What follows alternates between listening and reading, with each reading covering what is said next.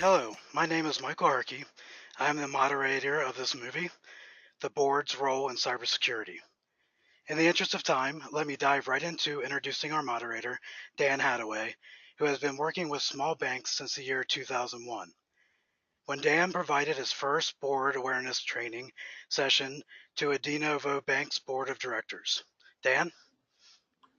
Thank you very much, Michael, and hello, everybody. Thanks for joining us in this movie. We know that you're busy, and so we want to really just kind of dive right in to what we're trying to accomplish here today. And so, the FFIEC guidance, the way we interpret it since the year 2006, has established the role that the board of directors should play when it comes to cybersecurity. And that was really when they updated the IT security handbook way back in 2006. And they've been continuing to fine, tune and really kind of better articulate what the board's role is. But what I want you to know is that what I would like to do with our time here in this movie is to kind of help you understand the guidance more than just read the guidance to you. And so I want to use a metaphor of the canary in a coal mine to help you understand the role that you play as a director in a bank. And so for those of you who might not fully remember this metaphor, there was a time when we didn't have the technology to detect chemicals in the air. And so what people would do in a coal mine is they'd put a canary in the coal mine in strategically located places. And then if they saw that canary was sick, or heaven forbid if it was dead, that would let them know that, hey, there's poisonous gas in the air. We could have an explosion. We could die of asphyxiation or whatever. Let's get the heck out of the coal mine. And so what we really want to talk about today then is, when we talk about the board's role is, are we checking them birds?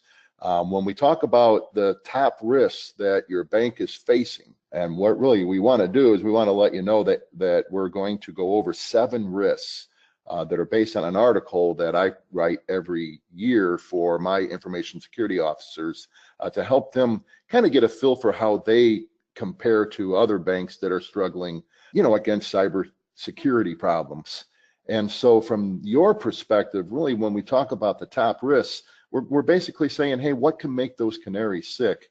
And then finally, how can you as a board of director member, help the cybersecurity process? And really our answer to that is, maybe you can question your management team to make sure that we're staying focused on the top risks and that we're doing a good job of staying focused on having the right culture in the bank and, managing our risks. So let's kind of dive into, what the board's role is. And, Mike had mentioned that way back in 2001, I did my first presentation to a board of directors. And what we were talking about way back then was the goals of information security. And so anybody who's studied information security, if you have a certification, from ISAC or ISC squared or, one of the many bodies that, provide certifications in information security, you talk about CIA, confidentiality, integrity, and availability as the goals of information security. And then way back in the day, we would talk about, the documentation that was available for the board to review that the board was approving that would address these goals. And by the way, I don't know if any bank had a data validation plan back in the day, but we would talk about the need for that. It didn't take us long, maybe by 2002 or 2003, we were adding to the goals of information security, at least for banks, the notion that we have a lot of legal and compliance risk, and we also have a lot of reputational risk. And what I want you to know is that we are throwing this out now. I mean, don't get me wrong, you still should, we still have these goals. These goals are still valid. But when it comes to what the board's priorities are, we would rather you really kind of focus in on the fact that we need to establish a culture in our bank that protects our customers. And the good news for most banks is that you already have that culture. And so really as a board member, your role as a director is to maintain and continue to breathe life into that culture. And so we'll talk a little bit about what that culture looks like. But it wasn't long, in 2006, the FFIEC realized that, hey, we should probably articulate what the board's role is. And so when they updated the information security handbook in 2006, they really kind of came out with a bullet pointed list of what the board's role is in terms of the reports and documents that they should be approving on a regular basis, and that should be presented to the board. And it's really where the annual report to the board was born, was in that 2006 guidance. And when we started interpreting that and presenting and teaching our boards of directors what their role was, A, we really liked that we had guidance we can now point to, but B, we kind of divided that guidance into two different roles. One, you need to look backwards. How are we doing on managing our vendors? How did we do in our audits? The contents of that annual report to the board, includes, what incidents did we have? What disasters did we have? What, hopefully there wasn't a lot in it, right? But, what kind of vendor issues are we facing? And what were the top results of our risk assessment? Then we divided the other half of that guidance into what the board needed to do looking forwards. In other words, we need to approve policies as they arise. We need to review the results of our risk assessments and making sure that we agree with where our risk profile is in relationship to our risk appetite. We need to, as board members, approve new technologies that are going to expose the bank to more risk. And then finally, we need to approve the IT audit plan, which would usually back in the day would be the contract you had with your IT auditor. There wasn't really a lot of, RFPs going out to auditors or, hey, this is our audit risk assessment. Can you develop an audit plan based on this? No, the audit plan was what the auditor provided to the board. And so we, again, this is good to know, and it's important for you to realize this, but here we are, 12, 13 years later, and I believe that you really get this, but we keeping our directors focused in on where the true benefit is, which is, are we protecting our customers? Are we checking them birds? We've done a lot to get to here, right? We've done a lot to get to here. But are we looking? Are we losing sight? Are we looking for sick birds? And then in 2015, all of our information security officers had to kind of step into a paradigm shift and look at everything a little bit differently, because the FFIEC released the cybersecurity assessment tool. They call it a voluntary guidance, and then they spent the next 4 years going around making sure that everybody volunteered to follow the guidance, which we as information security, cybersecurity professionals thought that even though it was kind of weird, it was still a good thing, because we feel like our clients are substantially more safe now than they were prior to the cybersecurity assessment tool being released.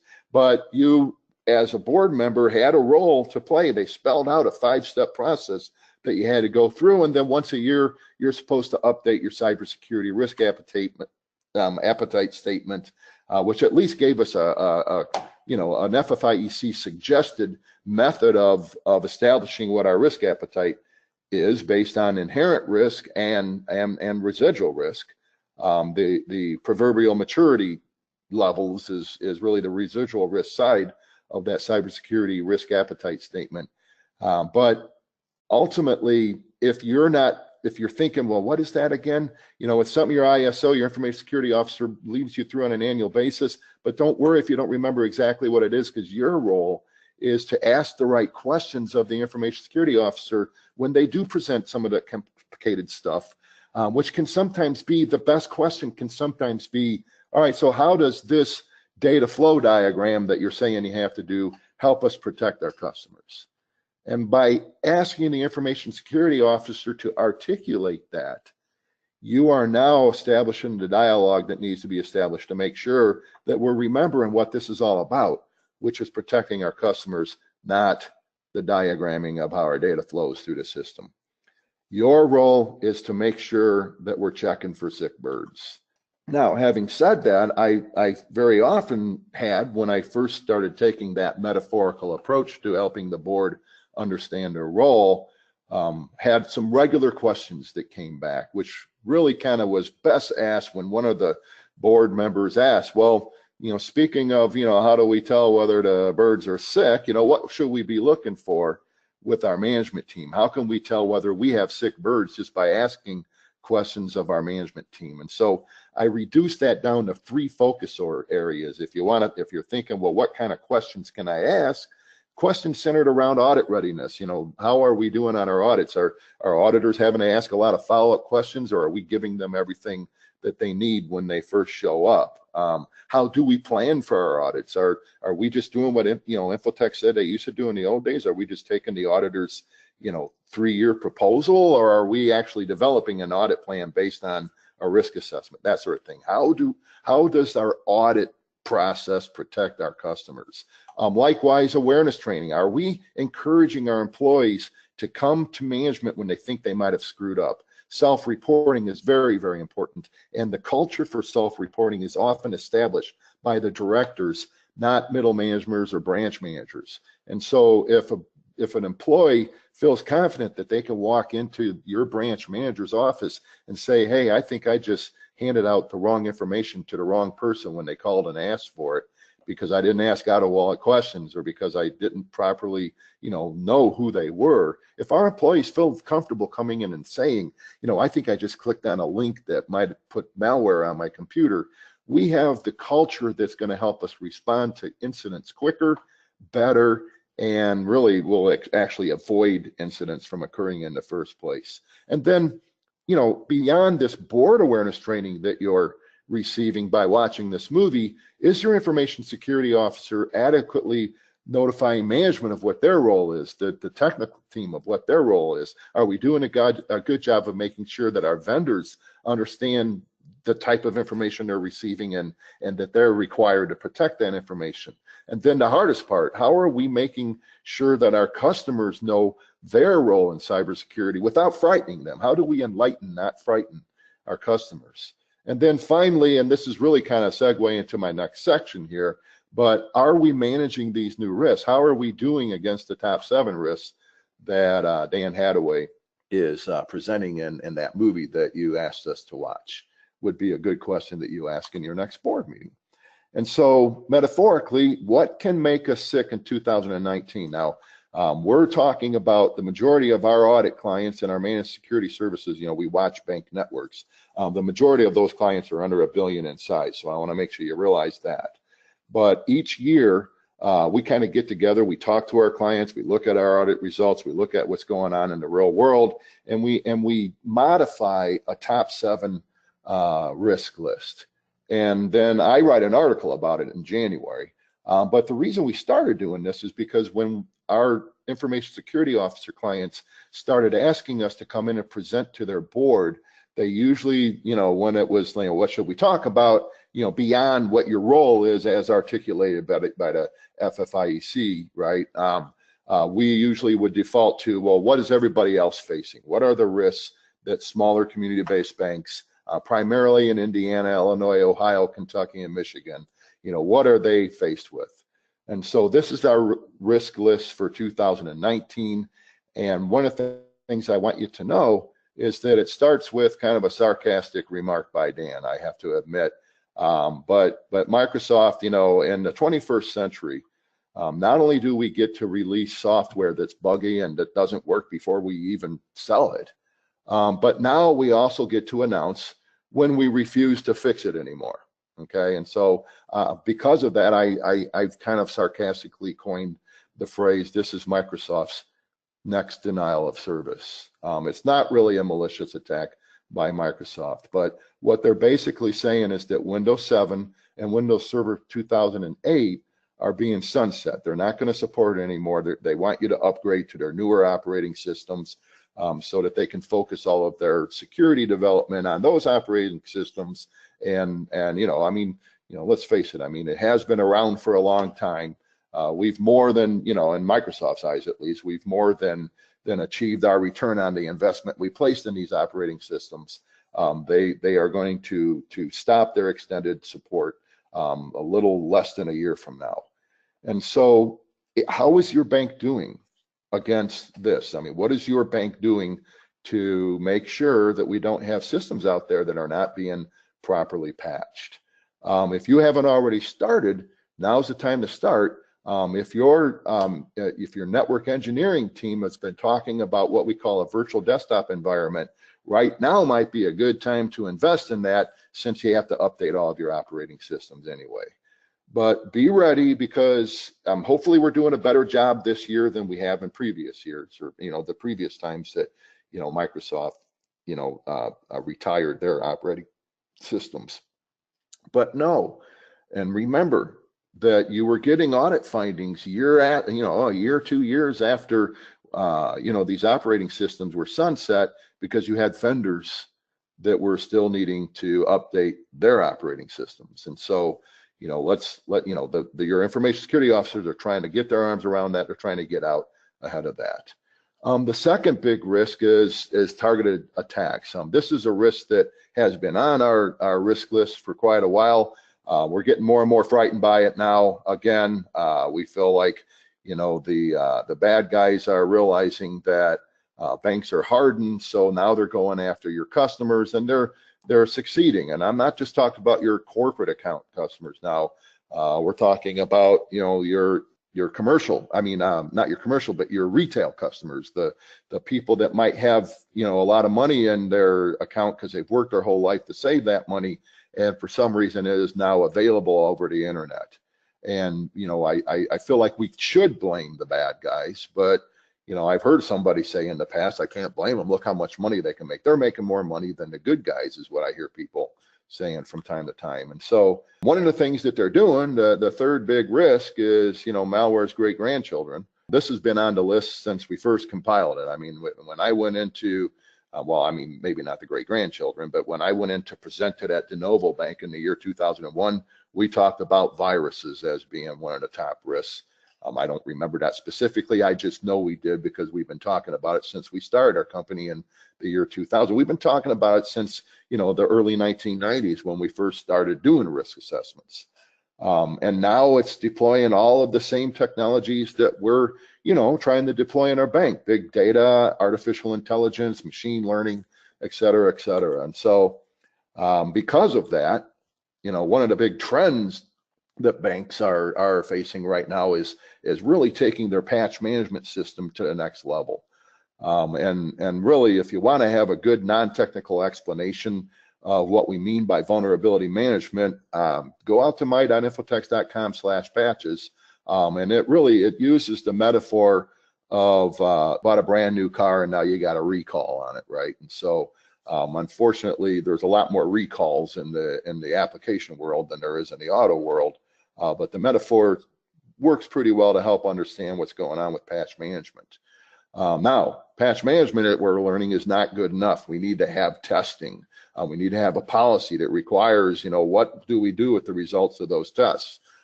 We need to make sure that not just the technical team is aware of what's going on, but if we've got systems that we can't patch, maybe we ought to let their managed security service provider, the people who are watching your network, know that, hey, we've got vulnerabilities here. Can you write signatures that look for exploits of these specific vulnerabilities? And then, we got to tweak the system. We've got to prioritize, especially in the larger banks. What are we going to tackle first? We got to make sure it's a risk-based approach towards managing vulnerabilities. We've always had user awareness issues on our top 7 risk list. A while back, we started, crossing off may and putting in the word will. 70% of incidents are still initiated by user mistakes. Your users are usually going to the wrong web page, or they're clicking on the wrong link, or they're giving out the wrong information to the wrong people on the telephone. The good news is that most banks are realizing we need to encourage our employees to self-report. We don't want to beat up on our employees because they made a mistake. Even the best of us make mistakes. We're busy people. We multitask, et cetera, et cetera. Now, this year, you're going to notice, hey, there's more than 7 wristbands going over. And the reason why is because we combined the users and the vendors. There was about 9 risks, and we combined a couple of the perennials that we go over every year. And, one of the things that you need to realize as a director is it's the local vendor that we're given a chance to, who our customers don't forgive us for. If the mistake was made by a national player, the first time we saw this was the Heartland payment system breach way back in 2008. Our customers forgave us when it was a national player. But if it's our local network support provider, or the shredder company, or a cleaning company that makes off with a bunch of information, tries to sell it on the internet for $90 a name or whatever, those are the breaches that our customers are not so forgiving for. And so we do need to make sure that we're keeping a good eye on our vendors and really learn from, what we're seeing out there with our vendors. We now are in the age where our customers know what an incident response should look like, which really makes our decision-making process a little bit easier because we can be more transparent because we're seeing that the companies who are transparent, who are honest, who admit to their mistakes are the companies that are looking, they're turning lemons to lemonade. And so as a director, what I feel like you should realize is that as an auditor, we think the best way to test a bank's posture is not through awareness training, is not through penetration testing. We feel if a bank can do a good job of responding to incidents, and so if you have third parties come in and facilitate tabletop incident response testing, where your entire management team is involved, the real incident response team is involved. If the board needs to be notified, we actually involve a board member so we can see what it feels like when we're notifying the board, et cetera, et cetera. These are the organizations, if they pass their incident response tests, that are the most prepared to turn lemons to lemonade when and not if an incident occurs. And so, what the board needs to realize is when we're in an incident, what is the number one priority? What's the board's role? What's the board's role in cybersecurity? What's your role in an incident? Well, it's the same. Are we making sure that we protect our customers? What we learned from the Equifax incident is that if we don't give customer protection the top priority, and we give other things a higher priority than that, it becomes very evident in an incident. And so what we need to realize is that the reason why we're in an incident in the first place is because we kind of failed a little bit on protecting our customers. And so the way we respond to that will exude whether or not that was a mistake or a result of us not really giving priority to protecting our customers. And so really the sick bird that we need to look for is, do we know when there's a potential for misuse? Because if we don't understand that it's all about potential for misuse, then the incident response team is not ready to turn lemons into lemonade. And boy, did Equifax teach us, how that can really destroy our reputation, even if we put protecting our reputation as the top priority. I feel like the main thing that we learned, and selling the stock and then disclosing really wasn't as much protecting their reputation as it was protecting the bank accounts of the primary shareholders. But still, we all now don't trust Equifax anymore. We all know that they really don't put their customers as the top priority. Which brings me to another scary risk that's in the top 7, which is the attacks on your customers. The good news is this used to be like number 1 or number 2 for the last 3 or 4 years. We're kind of lowering it in priority because there's other fish to fry. But do know that this personal account takeover, which originally looked kind of, benign, it didn't look like it was that big of a deal. And the reason why is because everybody was going after the corporate accounts. And, there was a lot of people out there still naive enough to fall for a business email compromise where, somebody poses, they actually get access to your CFO's Hotmail account or their AOL account or whatever. And then they send instructions to the people who are responsible for transferring money to those people. And then next thing you know, the bank is dealing with this big problem because they've got a corporation that's missing $50, $60, $100,000. Well, we're seeing that starting to, now that we're doing a good job of educating our corporate customers, we're seeing the focus starting to switch over to our retail customers. And so the personal account takeover is becoming as scary as the corporate account takeover. And one of the things that we're worried about is what we call pretext calling. And so there's really 2 severities that come out of pretext calling risk. And what we're talking about here are people calling up your branches and asking for information that they're given without properly being authenticated. So in other words, a nosy neighbor could call up and find out how much his neighbor is making if we don't properly authenticate the nosy neighbor. That's already been scary enough, but banks have usually saw that as kind of a lower impact severity because it really only affects one customer at a time. It's kind of a nuisance. It's kind of a pain in the butt. We've always maintained, hey, there's a drip of messaging going out to our customers saying that we're not really as secure as you thought we were. And we feel like that over time, that's going to hurt your reputation. But now we're starting to see the bad guys are populating databases just by calling our banks, asking how much money their customers have. And now they know who to try to attack with their personal account takeovers. And so one of the things that your, information security officer might be wrestling with this year is teaching their employees how to use out-of-wallet questions. It's a lot easier said than done, but you might have customers come up to you saying, boy, I called the branch and, wanted to get a payoff on a loan, and they started asking me what the collateral on the loan was. Well, the reason why is because we want to make sure that you are who you say you are. And if we don't recognize your voice, which, is harder and harder in this, information age, we might have to authenticate you with out-of-wallet questions. A lot easier said than done. But, you might hear already of people being asked for the amount of a recurring deposit, or, the amount of their last deposit, or, whatever. So, and you might be surprised to know that we can't use the mother's maiden name anymore as a form of identification.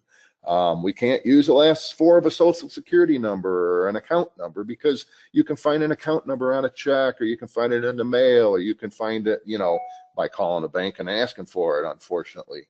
And so these are, really important educational risks that your information security officer is addressing in 2019. If you'd like, more information, we have a couple articles out there that are meant for directors, r7 and infotex.com, my.infotex.com/patches. And with that, I'd like to just kind of dive in really quickly into, how do we go about making sure that we are fulfilling the board role? And that's just basically by focusing in on, the questions around these three areas here is where we would start. But really, what we're talking about is, again, how does this protect our customers?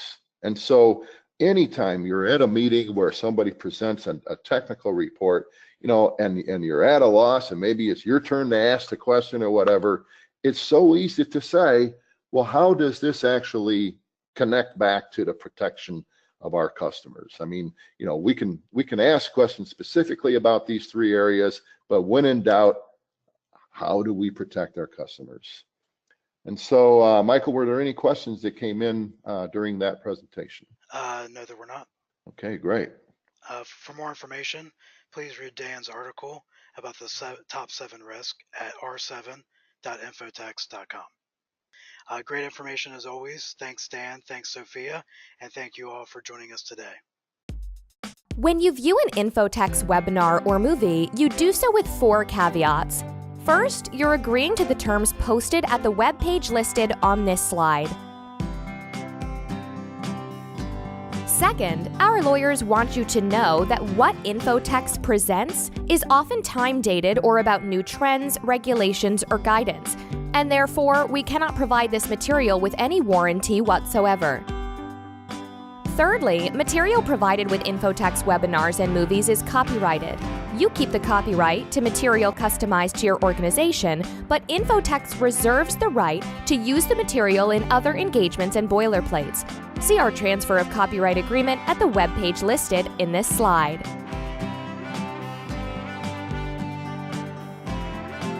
Finally, those who view our webinars or movies may be added to an email mailing list. If you do not wish to receive notice of additional educational opportunities, please accept our apologies and please opt out at the web page shown on this slide.